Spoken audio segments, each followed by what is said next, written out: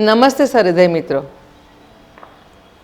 આજે પહેલાં થોડોક સંવાદ સાધી લઈએ, પછી વાર્તા તરફ વળીએ.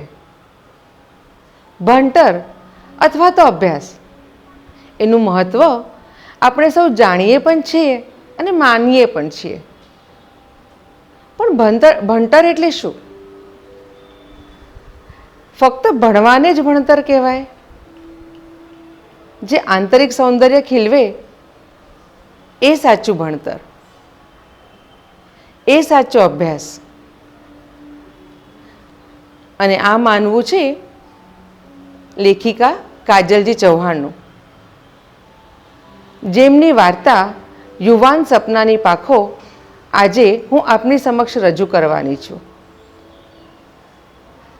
આજે કાવ્યાનું રિઝલ્ટ હતું. સ્વાભાવિક છે, રિઝલ્ટ હોય ત્યારે બેનપણીઓ મળવા તો આવે જ ઘરે. કાવ્યાની બે બેનપણી તેના ઘરે તેને મળવા આવી હતી. પણ તેના મમ્મીએ કહ્યું કે કાવ્યા તો એના પપ્પા સાથે મંદિરે પ્રસાદ ચઢાવવા ગઈ છે.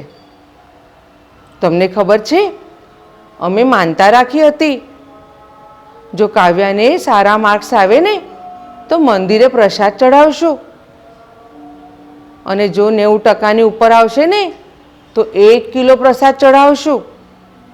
અને જુઓ, અમારી માનતા ફળી. કાવ્યાને 91% આવ્યા. અને હવે તો મારી કાવ્યા સાયન્સ લેશે અને ડૉક્ટર થશે. એટલામાં કાવ્યા આવી. બેનપણીઓ વાતે વળગી. બેનપણીઓએ કાવ્યાને કહ્યું કે અરે વાહ કાવ્યા, કેટલા સરસ માર્ક આવ્યા છે તને તો. હવે તો તું સાયન્સ લઈશ અને મોટી ડૉક્ટર બનીશ. અને કાવ્યા ચોંકી. કોણે કહ્યું હું ડૉક્ટર બનવાની છું? કોણે કહ્યું કે હું સાયન્સ લેવાની છું? બહેનપણીઓએ કીધું કે અરે, તારા આટલા સરસ માર્ક આવ્યા છે ને તો તારા મમ્મીએ એમની ખુશીમાં આખા ગામને સહભાગી બનાવ્યા છે ને બધાને કહ્યું છે કે મારી કાવ્યા તો સાયન્સ લેવાની અને ડૉક્ટર બનવાની. મોડી સાંજ સુધી કાવ્યાના ઘરે લોકો આવતા રહ્યા. સગા સંબંધીઓ, આજુબાજુવાળા, જાત જાતની ચર્ચાઓ ચાલતી રહી. આ ફિલ્ડ લેવાની, આ ફિલ્ડમાં જવાનું, અહીંયા એડમિશન લેવાનું, અહીંયા એડમિશન નહીં લેવાનું, આની ફી આટલી, આની ફી આટલી. પણ કાવ્યાનું મન તો બીજા જ વિચાર ચક્રમાં ફરતું હતું. આ શું? મને કોઈએ પૂછ્યું સુદ્ધા નહીં કે મારે ક્યાં જવું છે, મારે શું બનવું છે, કઈ ફિલ્ડમાં જવું છે. જેને ભણવાનું છે એને તો કોઈ પૂછતું જ નથી. બસ મા બાપની ઈચ્છા જ પૂર્ણ કરવાની, અમારા કોઈ સપના જ નહીં.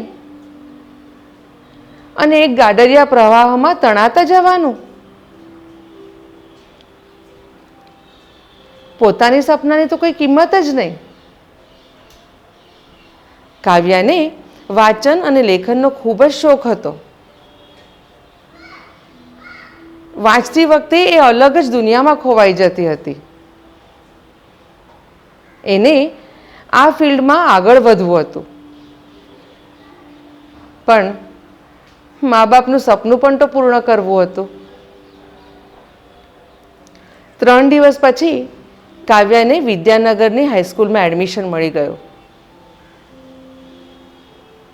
સ્કૂલમાં તો જવાનું, સાથે ટ્યુશનમાં પણ જવાનું. પહેલા દિવસે કાવ્યા વર્ગમાં દાખલ થઈ અને જોયું તો શું, આખો ક્લાસ ફૂલ ભરેલો, ગીચો ગીચ. એક એક બેન્ચ પર 4 જણાને બેઠેલા જોઈને કાવ્યાને અકળામણ થવા માંડી. અને તે પણ બધાના ચહેરા એવા ગંભીર કે જાણે કોઈ યુદ્ધ લડવા આવ્યા હોય, અથવા તો જીવન મરણની લડાઈ જીતવા આવ્યા હોય. શું આપણે જે ભણીએ છીએ એ હળવાશથી ન ભણી શકીએ? જે મન પર ભાર લાવે એ ભણતર કેવું? ઉડાઉડ કરતા પતંગિયાને બોટલમાં પૂરી દઈએ અને ગુંગળાઈને મરી જાય ને, એવી જ આ બધાની હાલત હતી એ કાવ્યાને લાગતું હતું. એનું પોતાનું મન તો વર્ગમાં ચોટતું જ નહીં, બારીની બહાર ફર્યા કરતું એની દુનિયામાં. કોણ સમજશે? કોણ સમજશે કે સપનું જેમ આપણે યુવાન થતા જઈએ ને એમ આપણું સપનું પણ યુવાન થતું જાય છે. એને વિકસવાનો મોકો ન મળે તો એ છટપટાઈને કરમાઈ જાય છે. કોણ સમજશે? પોતાના સપનાને દબાવીને મમ્મી પપ્પાના સપનાને પૂર્ણ કરવા માટે કાવ્યાની શિક્ષણ યાત્રા શરૂ થઈ ગઈ. પણ કાવ્યાની દુનિયા જ કંઈક અલગ હતી. એને નવા નવા મિત્રો બનાવવા, બધા સાથે હળવું મળવું, એના કરતાં એને સમજી શકે એવું કોઈક એક જણ જોઈતું હતું. એના વિચારો સમજી શકે, જેને એની જેમ વાંચન લેખનનો શોખ હોય, પ્રકૃતિ સાથે પ્રેમ હોય, એવું એક જણ કાવ્યાને જોઈતું હતું. એક દિવસ કાવ્યાએ પોતાના વાંચન અને લેખનના શોખની પોતાના મમ્મીને વાત કરી અને મમ્મીને કહ્યું, મમ્મી, મને આ ફિલ્ડમાં આગળ વધવું છે. અને પરિણામ તમે ધારી શકો છો. કાવ્યાએ મમ્મી સાથે બહુ ચર્ચા કરી કે શા માટે મમ્મી, શા માટે અમે તમારા સપના પૂર્ણ કરીએ? અમને અમારા સપના પૂર્ણ કરવા દો, અમારા સપનાને વિકસવા દો, અમારી નવી ઓળખ સાથે અમને જીવવા દો, આગળ વધવા દો, અમને લડવા દો, પડવા દો, તો જ અમે ઘડાઈશું. જો તમે જ બધું નક્કી કરશો તો અમે કેવી રીતના સ્વાવલંબી બનશું?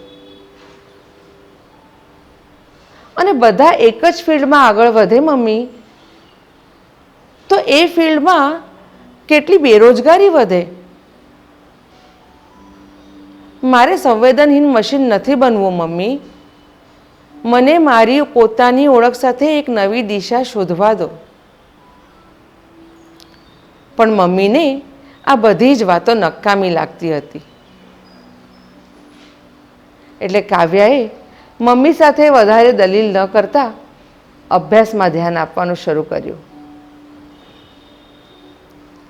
પણ એને જ્યારે જ્યારે સમય મળે ત્યારે ત્યારે એ પોતાની ઘરની બહાર એક બગીચામાં જઈ બેસતી અને ત્યાં એનો વાંચન અને લેખનનો શોખ પૂર્ણ કરતી.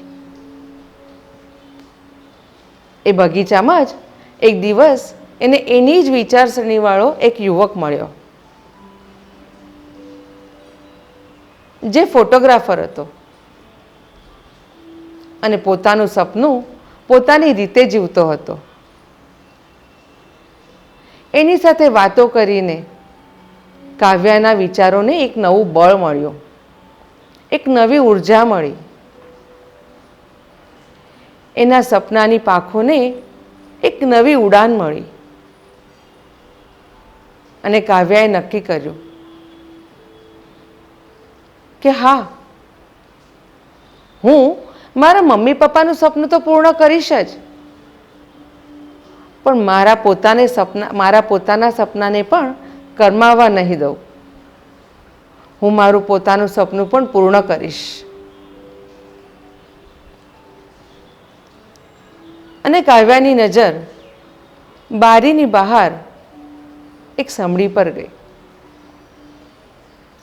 આકાશમાં ઊંચે ઊંચે ચક્રાવા લેતી સમડી જોઈને કાવ્યાના મનમાં વિચાર આવ્યો, જાણે એ સમડી પોતાની પાંખોમાં આખું આકાશ સમેટી રહી છે.